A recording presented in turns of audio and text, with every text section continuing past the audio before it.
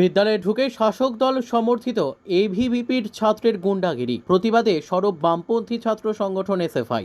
শনিবার দুপুরে Bishalgarh English medium স্কুলে মদ্যপ অবস্থায় আউটড্রেসে এভিভিপির এক ছাত্র প্রবেশ করে বলে অভিযোগ। সে বিদ্যালয়ের ছাত্রছাত্রীদের ক্লাস থেকে বের করে মারধর। এই অভিযোগ এনে শনিবার দুপুরে বিশালগড় আইএস এবং ডিস্ট্রিক্ট এডুকেশন দপ্তরে এসএফআই এর ডেপুটেশনে উপস্থিত ছিলেন বিশালগড় এসএফআই বিভাগীয় কমিটির সম্পাদক হিমাদ্রি শেখর ঘোষ সহ অন্যান্যরা।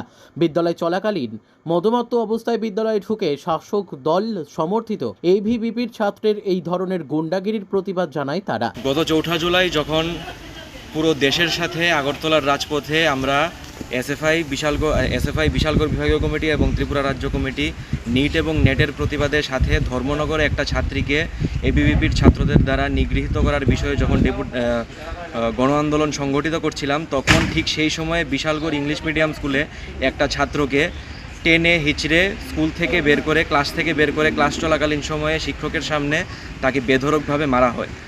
সেই ঘটনার প্রতিবাদে আমরা এসএফআই বিশালগড় বিভাগীয় কমিটি স্কুলের ছাত্রছাত্রীদের সাথে মিলে বিশালগড় আইএসএ এবং ডিস্ট্রিক্ট এডুকেশন দপ্তরের মধ্যে ডেপুটেশন প্রদান করেছি, যাতে আগামী দিনে এরকম কোনো বিষয় বিশালগড়ের মধ্যে না ঘটে সেই বিষয়ে খেয়াল রাখার জন্য।